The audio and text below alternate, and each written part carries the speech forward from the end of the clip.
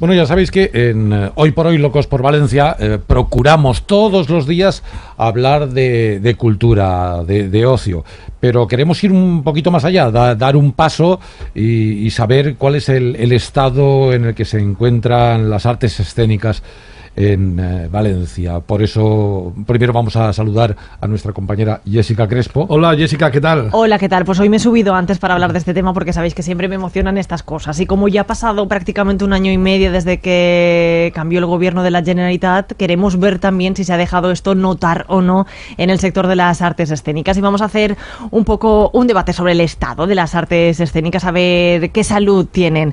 Por eso tenemos con nosotros al director del Instituto Valencià de Cultura, Albert Guarinós. ¿Qué tal? Hola, buen día. Hola. Buen día, ¿qué tal? También tenemos por parte del Sindicat Actors y Actrius Professionals Valencians a su presidenta Ximo Solano. Hola, buen día. Y no podía faltar la parte empresarial y de las salas. Por eso tenemos con nosotros a la presidenta de Abetit, que es María Ángeles Fallos. ¿Qué tal, María Ángeles? Hola. Bueno, y yo creo que la primera pregunta es a modo de radiografía. Un poco decíamos que ya ha pasado 1 año y medio desde el cambio de gobierno de la Generalitat. Yo no sé un poco cuáles son los rasgos principales del cambio de rumbo, si es que ha habido tal cambio de rumbo en el sector de les arts escèniques, Abel. Val, jo pense que el canvi s'està visibilitzant, s'està començant a visibilitzar. És cert que els canvis realment per a que siguin de fonament han de ser també d'estructura, i els canvis estructurals no es poden fer d'un dia per a l'endemà. Sense anar més lluny, el fet de que jo estigui així ara representant de l'Institut Valencià de Cultura ha suposat tot un canvi estructural. Fins ara les designacions de directors generals en cultura eren a dit, i això ni és bo ni és dolent, simplement era una realitat. El sector sempre havíem criticat que, desgraciadament, moltes d'aquestes persones que se posaven a dit no tenien ni cap relació amb el sector de les arts escèniques, ni cap vinculació, ni cap estima per allò que els professionals poden aportar a la ciutadania pel que fa a teatre, dansa, circ, etc. En aquest cas hi ha hagut tot un canvi, tot un revulsiu, perquè la Generalitat va traure a concurs, a un concurs públic, diguem, la direcció, encara ens diem culturals per una qüestió legislativa, tornem al mateix, les qüestions legislatives, el que són els canvis són lents, però en connivència amb tots els sectors artístics implicats volem canviar culturals per l'Institut Valencià de Cultura, que és el que necessita aquesta comunitat valenciana, amb intenció vertebradora, amb intenció d'equilibri territorial pel que fa a la cultura, amb intenció de democratitzar l'accés a la cultura, amb la intenció de recolzar-nos amb els professionals valencians per tal d'arribar on volem, que és al ciutadà, i per tal d'enfortir també la professió valenciana, que en els últims anys ha tingut un ninguneig fort, traumàtic, de retallades, que això és obvi. Pel que fem ara actualment en les programacions, ja s'està visibilitzant aquest canvi. És cert que com que partíem d'una piscina no amb poca aigua, sinó, disculpa l'expressió, però amb merda, s'ha de netejar tot això i estem traguent el morret.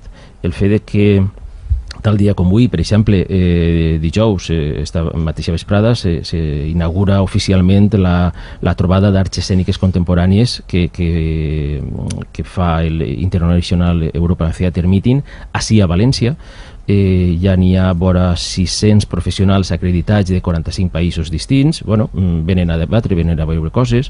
La programació del Teatre Principal de València ja ha tingut un canvi en la seva programació. Òbviament hem incorporat coses que en els últims 20 anys no s'havien incorporat, per no parlar solament del teatre, on hi haurà properament les 2 primeres produccions públiques del Teatre del Poble Valencià, el musical o la comèdia amb cançons Happy End i el text de la cantina Lola Blasco, l'harmonia del silencio. És a dir, ja n'hi haurà 2 produccions en cartell. Tenim la sort de tindre avui al nostre costat a Ximo Solano, que està protagonitzant la primera de les 4 coproduccions que s'han fet amb 4 empreses valencianes, etc. Hi ha moments en els que hem de començar a fer visible aquest canvi, tot i que soc conscient que la professió de les arts escèniques encara té molt d'atur, encara hi ha pocs bolos al llarg i ample de la Comunitat Valenciana. Per això el 2 de maig vam tornar a crear un projecte vertebrador de país com és el Circuit Cultural Valencià, no solament per a les arts escèniques com era el Circuit Teatral Valencià, sinó també per a la música i l'audiovisual valencià. I a mitjans de juliol, en concret el 20 de juliol, ja es van incorporar 16 noves ciutats a aquest projecte, el 20 de setembre se n'han incorporat 2 més. Clar, tot això és pressupost i energia per a les arts escèniques que no es pot visibilitzar l'endemà d'haver començat el projecte, sinó que s'ha de visibilitzar 6 mesos després, no? Bueno, en ixe pas estem i jo veig que sí que hi ha una... Abel, t'acabaràs el micro. Abel, vamos a conocer otros puntos de vista. Chimo Solana, ¿cómo ves que está las artes? Escoltant a Abel, només podem dir que s'està fent un esforç immens, etc. Com sempre m'acusen de ser un agorero i de tirar-ho tot per terra i de ser extremadament dur amb totes les administracions, em posaré en l'altre lloc. I només vos relataré una cosa. Quan jo vaig arribar al teatre, als finals dels anys 80, hi havia un problema greu de qualitat en el teatre al País Valencià, donat per una cosa molt concreta, que era que hi havia un trencament generacional. És a dir, no hi havia actors de determinades edats.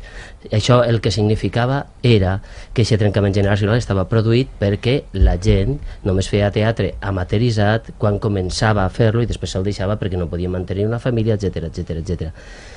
Un any i mig després del famós canvi estem igual. Eixa és la radiografia. Cada setmana jo en l'associació d'actors rep a gent que o se'n va o renuncia a tornar a València, etc. Això el que va aportar és una precarització. Per tant, jo entenc tots els esforços de la Generalitat i no puc dir que no s'estiguen fent, però sí que note que realment el problema greu que tenim de qualitat, de quantitat i d'afirmació d'una professió i d'afirmació d'una indústria cultural no s'està veient perquè si no s'hagueren donat les passes determinades per produir un pla de xoc real, que és el que hem demanat des del primer dia. Hi havia que fer les coses de manera paral·lela. Una era un pla de xoc per intentar estabilitzar aquesta professió i per intentar estabilitzar els projectes, i un altre tot això que es vol fer. Ixe pla de xoc, però bueno, després parlem d'ell. Ixe pla de xoc ha començat, ara cal visibilitzar-lo. Bueno, és que quan el visibilitzarem això serà un desert. I aleshores ens costarà tornar a portar a Bono. Vull dir, no em vull posar agorero, he contat una historia. Sí, vamos a escuchar también la opinión de María Ángeles Farías. Yo coincido con los dos. Coincido con los dos y no soy diplomática, coincido con los dos en que se están haciendo esfuerzos desde la administración. Pero coincido con Chimo en que siguen siendo muy lentos y que realmente, aunque parezca que se está invirtiendo el doble, sigue siendo un presupuesto muy escaso. Coincido con Chimo también en que no vemos, no el plan de choque, sino una política cultural con unos tramos, eso no lo estamos viendo aún.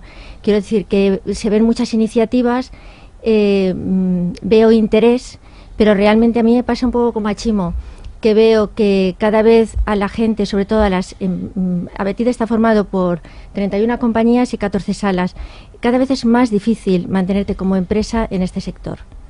Cada vez hay más precarización, cada vez se contrata más compañías amateur que profesionales porque es muchísimo más barato. Y lógicamente nosotros necesitamos un esfuerzo. El esfuerzo que pedimos a la administración es que dé más visibilidad y apoyo a un sector que no quiere dejar de ser profesional. A mí me cuesta mucho cuando una compañía me dice no, voy a tener que dejar de ser compañía porque no puedo pagar el autónomo. Esto ahora aquí que estamos hablando en un micro y la gente lo está oyendo en su casa, pues les extrañará porque tienen el convencimiento, gracias a la política cultural del Partido Popular y con el IVA, de que vivimos de lujo y que la cultura es un lujo. Y esto no es así. Y que como en Sagrada no costa esfuerzo hacerlo. Claro, y muchas veces a mí en cenas me dicen los teatreros viven de la subvención. Y yo le pregunto aquí al director, ¿vivimos de la subvenció? No, en absolut. Si vivírem de la subvenció solament tindríem allò que l'administració posa damunt la taula.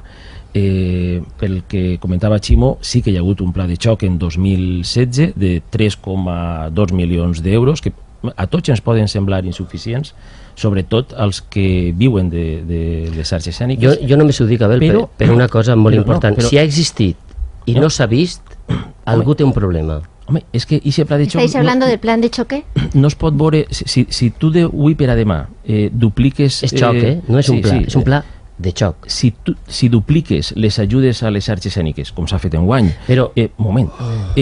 Òbviament, si se dupliquen, allò important seria l'endemà que ho dius, poder-les repartir. No, perquè el doble d'una peseta són dos. Això ho hem dit en les taules privades i ho diem en les públiques. El problema és que la inversió econòmica de les institucions, hi ha un moment en el que és despesa i hi ha un moment en el que és inversió. I el que no sabem és a partir de quin euro comença la inversió o pensa l'administració que és inversió. Inversió en cultura és des de la primera peseta. Bueno, això és el titular. Cultura és inversió. Però realment en les arts escèniques no podem dir que hem invertit el doble quan el primigèniament el que hi havia era una peseta. Si ara n'hi ha dos, seguim estant igual per baix. Per tant, necessitem dues coses. Una és una inversió mínima i després una inversió en certes coses que faran que la professionalitat, que la professió i que el sector s'estabilitzarà.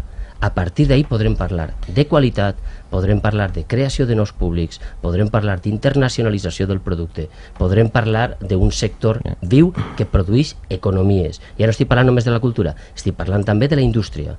Si no som capaços de crear aquest primer pas, que és crear indústria forta, tots els altres passos se quedaran en el titular, en la bona intenció, en la transversalitat, en la territorialitat. Però per a que no quedar-nos en ese titular, per a crear indústria cultural a la qual t'has referit en reiterades ocasions, què cal fer de manera concreta, dígame? Pues sí, mira, yo entiendo lo que dice Chimo, entiendo a Abel, pero realmente una empresa para poder ser industria necesita que esa ayuda que siguen siendo muy pequeñas y además se reciben un año después, prácticamente después de la convocatoria, pues que se den con un plazo más largo, como en el País Vasco.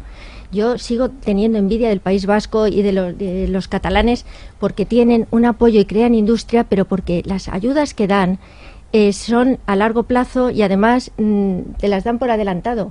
Aquí prácticamente una ayuda para el 2016 la recibes cuando acaba el 2016 y tú has adelantado un IVA.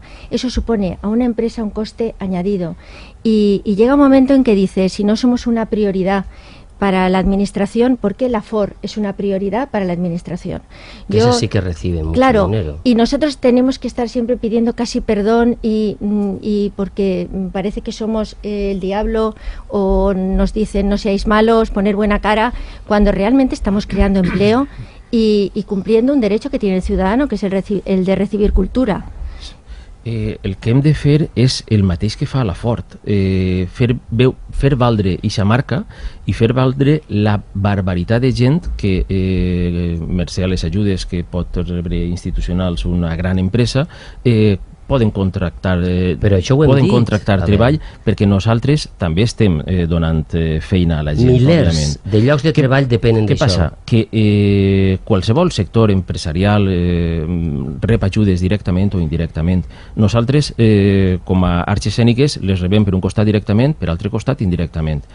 Tot allò que ara s'està fent de reprendre la mostra de teatre d'Alcoi com a Fira Valenciana de les Arts Escèniques, de reprendre projectes com el que hem fet a mitges amb Avetí, de tercera setmana de festival, per a incentivar a l'espectador a vindre a veure els nostres teatres.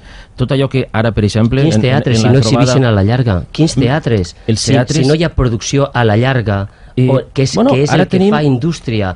Una producció aïllada d'unes altres no crea indústria. El que necessitem són direccions artístiques clares en centres de producció públics i público-privats clars per poder crear aquesta indústria, mentre això que és un pas elemental que hem parlat des de sempre en les administracions no estiga clar, no es veja clar, no existirà la transversalitat, no existirà l'horitzontalitat, no existirà tot això que omplim de titulars però que realment no ens ho creiem perquè són paraules. Nosaltres estem parlant de fets. Necessitem que els espectacles democràticament siguin escollits per la gent i per tant no és el mateix que tingues un dia d'exhibició que tingues un mes i mig en un teatre. Això és induir en la democràcia de l'elecció de la gent, perquè pot escollir quan va, en quin moment, i pot escollir certes coses. No existeix aquesta producció seguida en la ciutat de València, per exemple, que sempre ens la deixem fora perquè ens fa por parlar de la capitalitat, però és l'única que és capaç de suportar X teatres funcionant d'esta manera.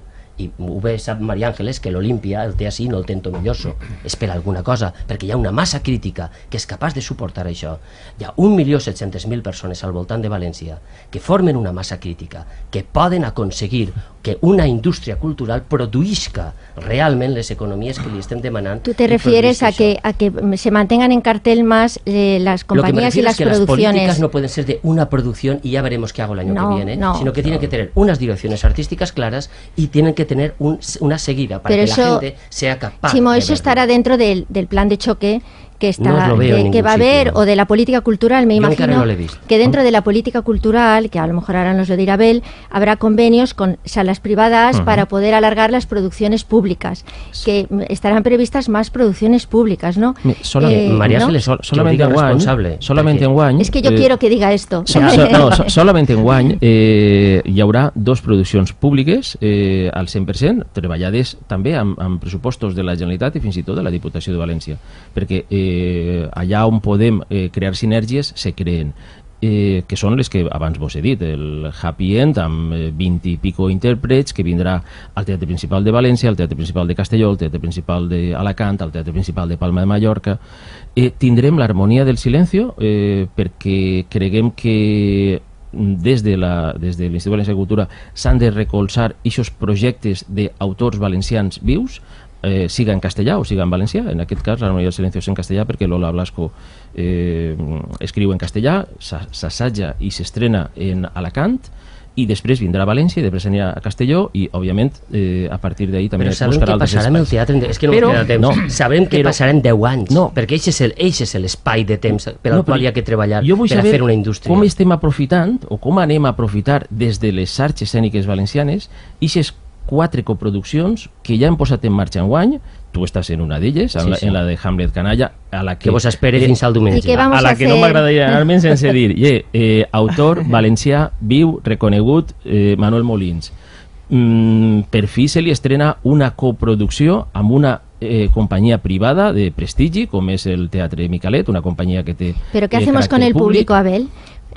Com està responent el públic a les nostres propostes? Ahí és on hem de lluitar, perquè què tenim? 3 setmanes d'exhibició en el Micalet. 3 setmanes i mitja. És fantàstic si en plenem. I en això un poc vaig en la línia de que anava Maria Ángeles. Podem fer 6 setmanes, i tant que sí. Si 1.700.000 espectadors que tenim a l'àrea metropolitana de València els aconseguim fer nostres, podrem fer 6 mesos. Però també no podem passar d'exhibicions, que vosaltres ho sabeu millor que jo, en molts teatres de València les exhibicions han sigut de dijous a diumenge, sí? Doncs ara anem a 3 setmanes. Si ens ix bé això de les 3 setmanes, i pel que sé Hamlet Canalla ens va bé, el tema de l'altra coproducció que ja tenim estrenada, que es la de José Antonio Portillo y Enrique Monfort, pero ¿por qué están, Abel, también va bien? Te corto, pero ¿por qué es tan poco tiempo las exhibiciones? Porque es muy difícil asumir la exhibición si no hay un apoyo para crear industria. Hoy en día mantener por el tema del IVA, del porcentaje de autores, es muy difícil mantener las producciones. Nosotros a nivel de empresa hemos hecho un gran esfuerzo con la producción del Sopar, teniéndola más tiempo ya la vamos a volver a tener. Pero para eso tiene que haber una colaboración público-privada, que yo creo mucho en eso, y sobre todo en una época de crisis económica como la actual, de sumar esfuerzos, de no competir entre nosotros, sino sumar y captar público entre todos. Yo sé que en la Consellería había un presupuesto de 200 y pico mil para captación de públicos. ¿Por qué no hacer concursos, utilizar a la SER? Pero yo siempre tengo la misma pregunta. Esos presupuestos de captar público, ¿cómo se capta al público? ¿Se le coge de la enamorando oreja? Al público. ¿Y eso cómo se hace? Y acostumbrándolo. Y sabes una cosa también importante, que lo que vea tenga máxima calidad. Exacto. Las compañías y las empresas cada vez tienen que hacer, por el tema de cómo están hechas las ayudas, que se reciben tarde y mal, cada vez hacen las producciones de peor calidad. con más reducidas, con menos gente. Difíciles de vender hoy en el día, extranjero, entonces. Sí, claro, entonces no puedes exportar algo que no tiene máxima calidad, y además a las compañías habría que reforzarlas a nivel del territorio. María Ángeles, cuando haces una programación de calidad y que al público le gusta, el teatro está lleno. El teatro, vamos a ver, el teatro para mí es arte en mayúsculas y es la auténtica verdad. Y cuando algo emociona, el público va. Pero necesita tiempo, porque la primera vez que el público va al actor conocido. A mí me ha dado muchísima rabia que gente me decía cuando venía a ver el Chopard, pero qué actores tan buenos. A mí me daba tristeza porque digo, no los conocen. No los conocen porque no tenemos televisión, no tenemos producción de cine, no tenemos de nada. Valencia está bajo mínimos, por eso necesita un plan de choque, por eso necesita que sea una prioridad. Por eso el día que se presentó el plan estratégico para defender un 1% del presupuesto de la Consellería para 2020, yo dije que ese 1% tendría que ser ya este año. Quiero decir que... Però ara s'ha aprovat, en teoria, no? Enguany tenim un increment, solament pel que fa a Institut Valencià de Cultura, de 3 milions d'euros per a nosaltres, 177 per a totes les... Y no me voy a meter solo con la Consellería, Abel. El Ayuntamiento de Valencia no tiene presupuesto de cultura. No. Y hubo una reducción en los últimos 15 años, te lo digo, de un 86. El Ayuntamiento de Valencia ha de defender más. Jo només volia dir una cosa per a que es vegera la fotografia. Hi havia un director molt famós d'un festival molt important en Europa que una vegada va dir el que diferencia el teatre valencià del sud-africà és que el sud-africà té mitjans. Pel que fa a l'Ajuntament de València, la pròxima tertúlia la fem amb algú de l'Ajuntament de València. Els espais dels quals disposa l'Ajuntament de València estan creixent en exhibició també. L'Ajuntament té una responsabilitat clara en la producció d'espectacles. I després la responsabilitat que té en la producció està fent-la, per exemple, en projectes com El fill que vull tindre en les naves, que el va produir allà. No me sé tot el programa de l'Ajuntament de València, però per les coses que he vist sí que han tingut una repercussió. Dels 2 espectacles més reeixits en la Fira Tàrrega, si tractem de vendre en fora, ha sigut la companyia Maduixa amb l'espectacle Mulier i la companyia El Pont Flotant, en coproducció de l'Ajuntament de València, amb ajuda i subvenció de la Generalitat Valenciana, òbviament, i amb l'espectacle aquest. I algun dia parlarem del gran problema de la Rambleta. Ya, que hablar de... No, y la nula ayuda a los una cosa que se le pidió al alcalde, que acogiera los festivales urbanos y el Festival Internacional de Tercera Semana bajo el auspicio de alcaldía. La verdad es que sí que es cierto que hay muchísimas cosas que se abren, muchas vertientes sobre este tema y que lo tenemos que emplazar a próximos debates porque nos quedamos sin tiempo. Así que Chimo, Abel y María Ángeles, muchísimas gracias. Nos vamos a quedar de momento aquí, aunque en próximas ediciones lo abordaremos también el tema del IVA cultural, que tanto además os tan de mal se está fent, que no depende, está claro. Y os esperamos en el teatro porque ninguno de los 3 venís mucho a los teatros. I Hamlet Canalla s'acaba el dia 6. Altra vegada la cunya. Jo la recomano, i sí que l'he vista. I tenim teatre, dansa i circ de qualitat en qualsevol de les ciutats del circuit, en els propis teatres públics i els privats d'ací de la ciutat de València, i tant de bo vingueu a emocionar-se amb les arts escèniques valencianes. Jo penso que el treball sí que té la visibilitat i la qualitat, que abans ho deia Ximo, necessària per tal d'anar una miqueta més lluny.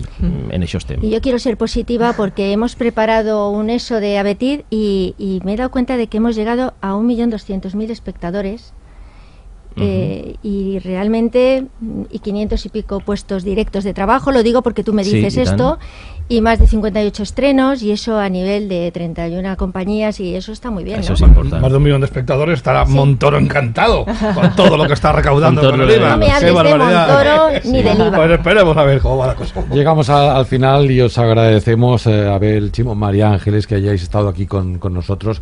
Es un primer debate, ojo, que seguiremos. Aquí queda mucha tela por cortar. Muchas gracias. Teniu el teló obert. Gracias. Gracias, hasta luego. Hasta luego.